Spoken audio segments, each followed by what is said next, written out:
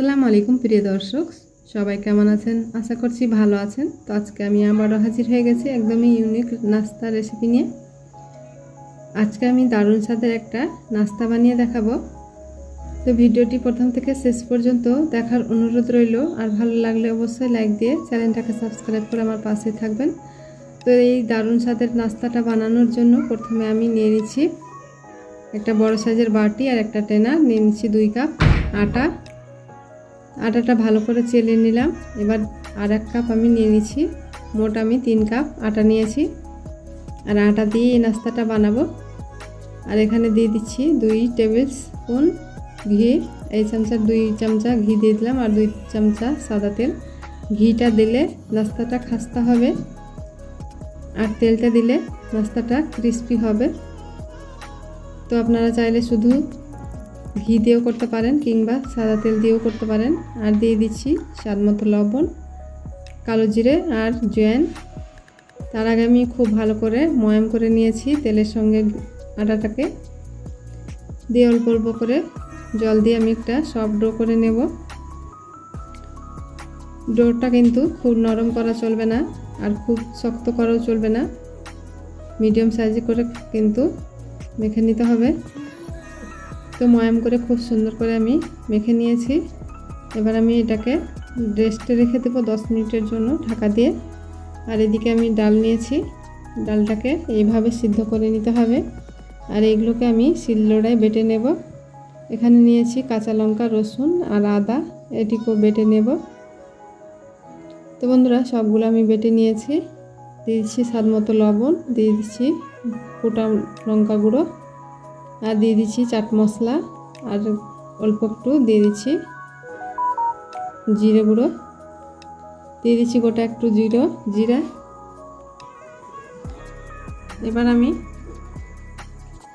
আবারও আটাটাকে মেখে নিচ্ছি একটু সফট করে, দিয়ে লেচিগুলো কেটে নেব। তো সবগুলো লেচি আমি এইভাবে সাইজ করে কেটে নিয়েছি। আর এভাবে একটু গোল করে ঘুরিয়ে আমি একটা গোল বাটির মতো করে নেব। এবার আমি 1 চামচা করে দিয়ে দিচ্ছি গুড়। যতটা সম্ভব আপনাদের লাগবে সেই অনুযায়ী কিন্তু দিয়ে নিতে হবে ডালটা। দিয়ে এভাবে হাত দিয়ে একটু চ্যাপটা করে দিতে হবে। এগুলোকে বেলা যাবে না, এভাবে করে আমি একটু চ্যাপটা করে রেখে দেব। একইভাবে আমি বাকিগুলো বানিয়ে নিচ্ছি।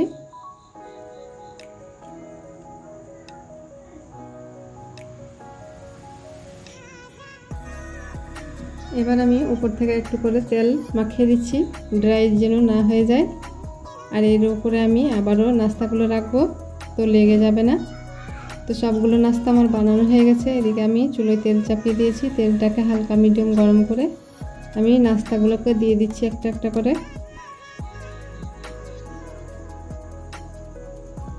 বিকেলে চায়ের সঙ্গে কিন্তু বেশ জমে যাবে, দোকান থেকে কিনতে হবে না। এই নাস্তাটা যদি একবার বানিয়ে খান তাহলে কিন্তু খুব সহজেই বাড়িতে বানিয়ে সবার মন জয় করে নিতে পারবেন।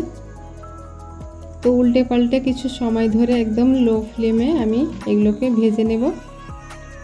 তো কিছুক্ষণ সময় ভাজার পর এই পর্যায়ে দেখতে পাচ্ছেন কালারটা কি সুন্দর এসেছে। আর কিন্তু এগুলো একটু ফেটে ফেটে গেছে, ফুলে গেছে তার জন্য। তো এইভাবে করে আরও আমি কিছুক্ষণ সেঁকে নিচ্ছি। আর এদিকে আমি এইটুকু ফাঁক হয়েছে, এইটুকুতে আমি আবারও নাস্তাগুলো দিয়ে দিচ্ছি। তো বন্ধুরা, এগুলো ভাজা হয়ে গেছে, তুলে নিচ্ছি। এগুলোকে একটু ঠান্ডা করে নেব, তারপরে আবার কিন্তু আমি একটু তেলে ভেজে নেব, তাহলে কিন্তু বেশি মুচমুচে আর একদম ক্রিস্পি হবে। দিকে আমি বাকিগুলো দিয়ে দিচ্ছি। তো বাকি বলতে আমার আর 4টে ছিল, এটিকে আমি উল্টে পাল্টে ভেজে নিচ্ছি। আর যেগুলো আমি তুলে রেখেছিলাম সেগুলোকেও দিয়ে দিয়েছি। দিয়ে উল্টে পাল্টে আরও কিছুক্ষণ সময় ধরে লো ফ্লেমে ভেজে নেব। ফ্লেমটা একদমই বাড়ানো যাবে না কিংবা মিডিয়ামেও রাখতে হবে না, একদম লো ফ্লেমে ভাজতে হবে এগুলোকে একটু সময় ধরে। তাহলে কিন্তু মুচমুচে হবে, খাস্তা হবে, খেতে ভালো লাগবে। আর যদি হাই ফ্লেমে কিংবা মিডিয়াম ফ্লেমে ভাজতে যান তাহলে কিন্তু ভিতরে কাঁচা থেকে যাবে, খেতে ভালো লাগবে না। তো সবগুলো আমি ভেজে তুলে নিয়েছি। এবার আমি অল্প একটু বিট লবণ ছিটিয়ে মাখিয়ে নিচ্ছি, এতে কিন্তু নাস্তাটা স্বাদটা দ্বিগুণ বেড়ে যায়। এবার এগুলোকে আমি একটা প্লেটে সার্ভ করে নিচ্ছি। তো দেখতেই পাচ্ছেন কতটা লোভনীয় লাগছে, খেতে তো ভীষণই মজার। ছোট বড় সকলে কিন্তু এই নাস্তাটা পেলে একদম খুশি হয়ে যাবে।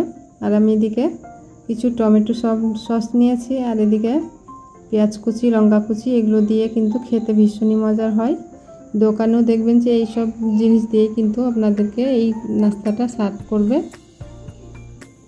তো দেখতে পাচ্ছেন কতটা মুচমুচে হয়েছে, ভিতরটা কতটা সফট হয়েছে।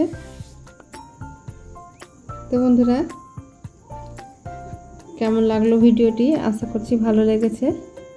ভালো লাগলে অবশ্যই একটা লাইক দিবেন, আর আমার চ্যানেল নতুন বন্ধু হয়ে থাকলে চ্যানেলটিকে সাবস্ক্রাইব করে পাশে থাকবেন। আমার ভিডিওগুলো যদি ফেসবুক পেজ থেকে দেখে থাকেন তাহলে ফলো করতে ভুলবেন না।